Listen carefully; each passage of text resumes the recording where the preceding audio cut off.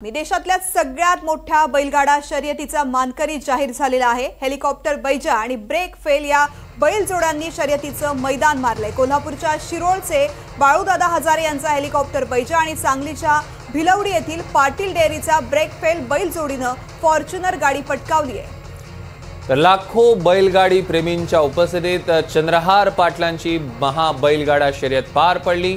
मंत्रालयात मुख्यमंत्री उपमुख्यमंत्री यांच्या हस्ते यांच्या उपस्थितीत बक्षीस वितरण सोहळा संपन्न होणार आहे। पैलवान चंद्रहार पाटलांनी माहिती दिली आहे। दरम्यान आपण बघतोय सांगलीच्या बैलगाडा शर्यतीचा मानकरी ठरलेल्या हेलिकॉप्टर बैजा आणि ब्रेक फेल ही बैल जोडी विजयी ठरलेली आहे आणि आता या दोन्ही बैलजोड्यांना फॉर्च्युनर मिळणार आहे।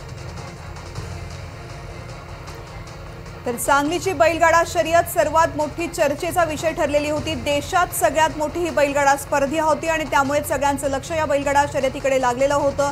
नेमका कोण विजय मिळवणार याची उत्सुकता सगळ्यांना होती। तर कोल्हापूरच्या शिरोळचे बाळूदादा हजारे यांचा हेलिकॉप्टर बैजा आणि सांगलीच्या भिलवडी येथील पाटील डेअरीचा ब्रेक फेल बैलजोडीनं फॉर्च्युनर गाडी पटकावत पहिला क्रमांक मिळवलेला आहे।